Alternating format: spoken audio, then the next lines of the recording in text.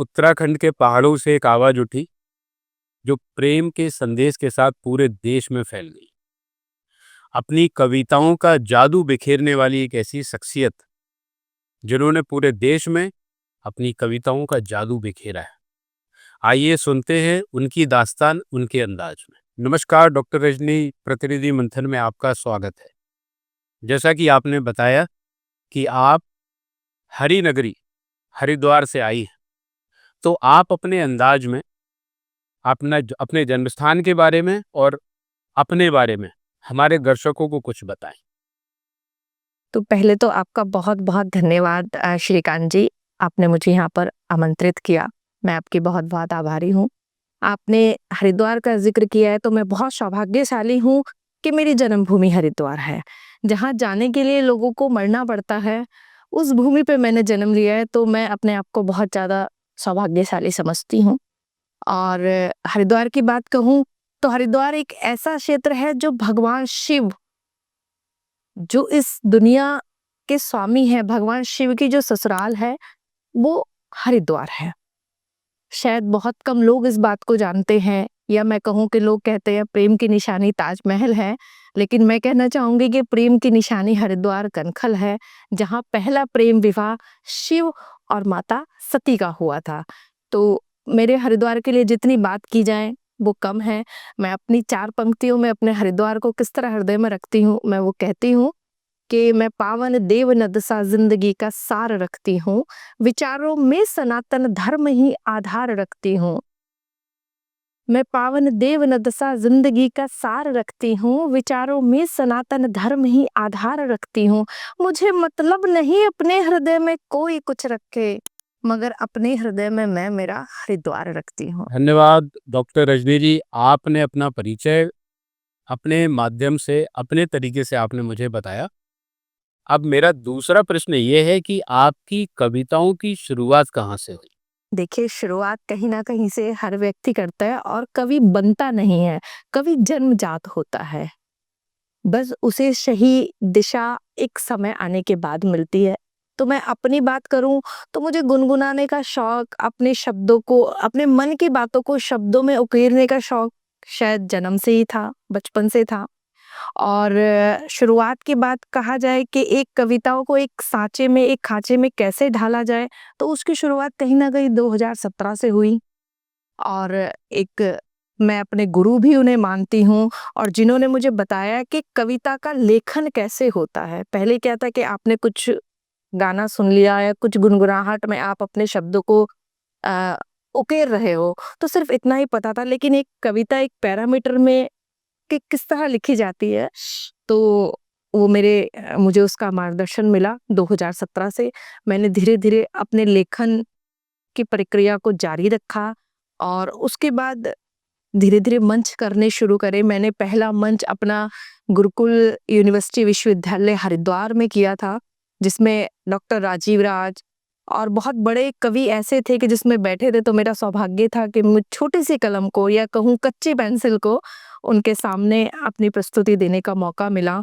और बस धीरे धीरे फिर शुरुआत होती चली गई, और जहाँ ना पहुँचे रवि वहाँ पहुँचे कवि, वो वाली परिस्थिति हमारे साथ भी रही। और शायद अब पूरे देश भर का प्यार, आप जैसे लोगों का प्यार मुझे मिल रहा है।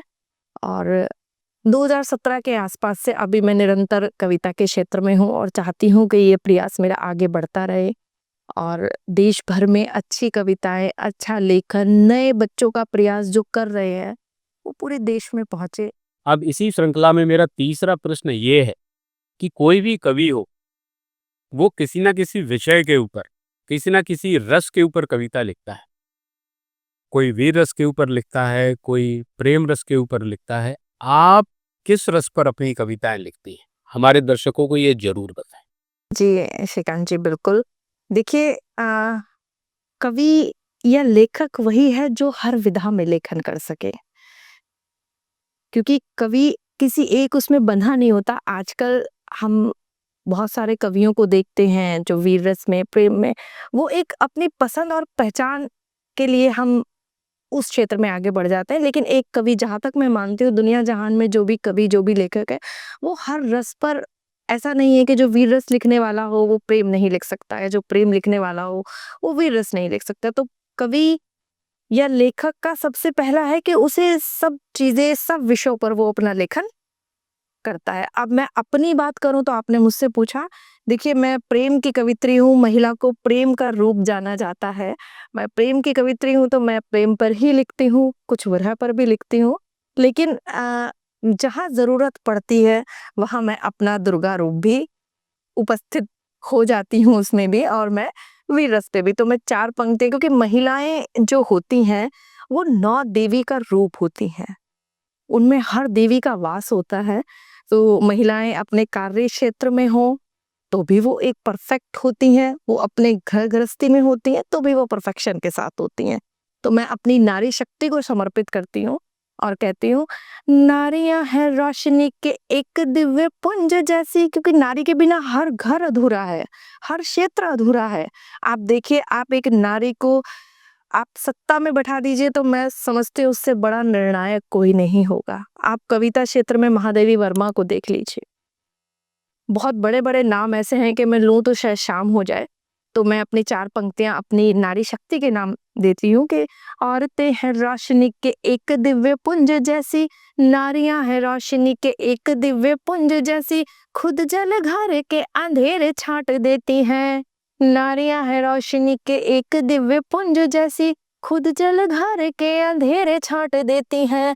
अपने भले ही पेट में न कुछ जाए पर घर में खाने की हर चीज बांट देती हैं। कभी किसी महिला को अकेले खाते नहीं देखा होगा। चुप के अकेले में ये आप रोने लगती हैं, गुस्से में कभी जो बच्चों को डांट देती हैं, और हाथ कोई डालता है राष्ट्रीय अस्मिता पे, बन के भवानी सदा हाथ काट देती हैं, बन के भवानी सदा हाथ काट देती हैं। तो आपने जिस तरह कहा कि मैं किन रसों पे और किन विषयों पे लिखती हूँ, तो मैं अपना सभी विषयों पर लेखन की कोशिश करती हूँ, लेकिन जो मेरा पसंदीदा है, स्त्री प्रेम से अछूती नहीं रहती। तो मेरा जो पसंदीदा रस है, मैं कहूँ, मैं प्रेम पर ही लिखना पसंद करती हूँ अधिकतर। लेकिन जहाँ मुझे लगता है कि मंचों पर एक आक्रोश की आवश्यकता भी है, तो मैं वहाँ पर भी अपना ये तेवर दिखाने की कोशिश करती हूँ। बहुत ही बढ़िया डॉक्टर रजनी जी। अब मेरा अगला प्रश्न ये है, जैसे ही आपने बताया कि आप प्रेम के ऊपर कविताएं लिखती हैं और आपने कविता के माध्यम से बहुत बढ़िया बोला भी, तो जब जाहिर सी बात है जब आप प्रेम के ऊपर कविताएं पढ़ती हैं तो श्रोतागण बहुत ही ज़्यादा खुश होते होंगे, आनंदित होते होंगे। तो मेरा प्रश्न ये है कि श्रोताओं के साथ में आपका संवाद कैसा रहता है कवि सम्मेलनों के मंच पर? तो आपने जिस तरह कहा श्रोताओं के साथ संवाद कैसा होता है, देखिए कवि अगर मंच पर है और श्रोताओं के साथ संवाद नहीं है, तो कहीं न कहीं थोड़ी निरस्ता रहती है, क्योंकि संवाद बहुत आवश्यक है। और मैं हमेशा अपने श्रोताओं को कहती हूँ कि देखिए, सुनाना बहुत आसान है और शायद महिला से अच्छा कोई नहीं सुना सकता है। तो सुनाना बहुत आसान है, सुनना बहुत मुश्किल है। तो मेरा निरंतर संवाद अपने श्रोताओं के साथ चलता रहता है, और कई बार तो बीच में से कुछ श्रोता उठकर ये मेरा उन लोगों के प्रति मेरे प्रति उन लोगों का प्रेम या उन लोगों के प्रति मेरा प्रेम है कि मुझे मेरी कविताएँ ही याद दिला देते हैं कि रजनी जी ये पढ़िएगा, ये सुनाइएगा। अभी बहुत वायरल हुई थी पत्नी परमानेंट, आप उसे यूट्यूब पर भी देख सकते हैं। तो अभी एक हरिद्वार का मंच मैंने किया था, तो उन्होंने स्पेशली कहा कि नहीं, जाने से पहले आप पत्नी परमानेंट सुना कर जाइए। तो कहीं न कहीं उनसे संवाद निरंतर होता है, और आप जब मंच पर खड़े हो तो ये ध्यान देना बहुत ज़रूरी है कि अब पब्लिक क्या सुनना चाहती है। अगर आपने पब्लिक का रस, पब्लिक का मन पढ़ लिया, उनके उस मन को जान लिया कि वो सुनना क्या चाहते हैं, तो आप बेहतर कवि, बेहतर परफॉर्मेंस उस मंच पर अपनी कविता का बहुत बेहतर वाचन कर सकते हैं। धन्यवाद डॉक्टर रजनी जी। आज के युवा बॉलीवुड के प्रति थोड़ा-सा ज़्यादा उनका रुझान है। लेकिन कवि सम्मेलन जो है, कहा जाता है कि भई बुजुर्ग ही ज़्यादातर कवि सम्मेलन देखते हैं या फिर प्रौढ़ लोग हैं वो कवि सम्मेलन ज़्यादा देखते हैं। आज के युवाओं में कवि सम्मेलनों की लिए रुचि थोड़ी-सी बढ़ रही है। अब मैं आपके नज़रिए से ये पूछना चाहूँगा डॉक्टर रजनी जी कि आज के युवाओं में कविताओं के प्रति क्या रुझान है? क्या वो कविताओं के प्रति ज़्यादा इंटरेस्टेड हैं, ज़्यादा लगाव है उनका या क्या है? आप मुझे अपने शब्दों में बताएँ। आजकल हमारी जो युवा पीढ़ी है, जो मैं समझ पाती हूँ, वो मनोरंजन के साथ सीखना चाहते हैं। कुछ बोरियत के साथ नहीं सीखना चाहते, मनोरंजन के साथ सीखना चाहते हैं। और जिस तरह मैं अपने कवि सम्मेलनों में भी देखूँ, तो युवा पीढ़ी आजकल बहुत जोर-शोर के साथ कविताओं से जुड़ना चाह रही है या जुड़ रही है। आप देखेंगे कवियों के मंचों पर, आजकल के मंचों पर कि युवा पीढ़ी बहुत ज़्यादा अग्रसर है। और मुझे इस बात की खुशी भी है कि हम इंग्लिश के ज़माने को छोड़कर, क्योंकि ना तो हम इंग्लिश में हैं और ना ही हम हिंदी में हैं, तो हम इंग्लिश को छोड़कर हम अपनी माँ हिंदी के प्रेम को और बढ़ा रहे हैं। तो युवा पीढ़ी का ये उत्साह हम कवियों के माध्यम से उनके दिल में माँ हिंदी के प्रेम को और बढ़ा रहा है। और मैंने अपनी युवा पीढ़ी के लिए मैं खुद के कुछ संयोजन करती हूँ, जिसमें मैं युवा पीढ़ी को मौका देती हूँ, जो नए कवि हैं वो आएँ, अपना मंच वाचन करें और जो अपना बेहतर काव्य पाठ है वो उस मंच से पब्लिक तक पहुँचा सके। तो मैंने ये युवा पीढ़ी के लिए नई शुरुआत कर रखी है। मैं एक अपना हरिद्वार का मंच भी करती हूँ आचमन करके, हर साल पिछले 2 साल से हमने उसे शुरू किया हुआ है।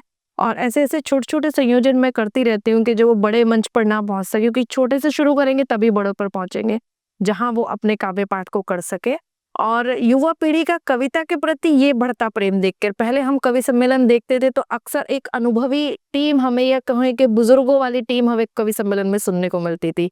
लेकिन आज आप सोशल मीडिया के माध्यम से देखिए कि कितने नए लड़के लड़कियां हिंदी तो हिंदी, उर्दू में भी इतना उत्साहित होकर शायराना अंदाज में वो पढ़ते हैं कि दिल को खुशी होती है कि हमारी माँ वाणी, माँ हिंदी को इतना प्रेम दे रहे हैं। और बच्चे लेखन के प्रति अग्रसर है। डॉक्टर रजनी जी, इतने सारे प्रश्न पूछे गए। अब ये मेरा आखिरी प्रश्न है आपके लिए। आपने सभी प्रश्नों के उत्तर बड़े बेबाकी से दिए। मेरा ये प्रश्न है कि आज के युवा सोशल मीडिया के माध्यम से कवि सम्मेलनों को लगातार देख रहे हैं और कवि सम्मेलनों के प्रति उनका रुझान भी बढ़ा है। अब मैं आपसे आपके नज़रिए से ये पूछना चाहूँगा, आपके शब्दों में ये समझना चाहूँगा कि उन युवाओं का भविष्य क्या है? कवि सम्मेलन में उनका भविष्य है कि नहीं? और आपकी साइड से अगर कोई संदेश हो आज के युवाओं को तो आप कृपया गाइड करें। बिल्कुल। देखिए, एक बड़े कवि की कुछ पंक्तियाँ मुझे याद आ रही है, तो मैं शुरुआत करती हूँ। किसी बड़े कवि ने कहा है कि विचार लो कि मृत्यु हो, ना मृत्यु से डरो कभी, मरो तो परंतु यूँ मरो, याद जो करे सभी। यही पशु वृत्ति है कि आप ही चरे, वही मनुष्य है कि जो मनुष्य के लिए मरे। तो मैं सबसे पहले तो मैं युवा कवि जो युवा कवि हैं, उन्हें बहुत-बहुत शुभकामनाएँ देना चाहूँगी कि उनका रुझान कविता के प्रति बढ़ रहा है। माँ हिंदी के परचम को वो इतना लहराना चाह रहे हैं, मैं उन्हें बहुत-बहुत शुभकामनाएँ देना चाहूँगी। लेकिन उसके साथ-साथ मैं एक संदेश, या मैं उनसे एक आग्रह भी करना चाहूँगी कि कविता में शब्द संयोजन बहुत मायने रखता है। तो जो कविता जिस भी विषय पर आप लिख रहे हैं, जिस भी रस में आप लिखना चाह रहे हैं, तो उसमें शब्दों का संयोजन बहुत मायने है।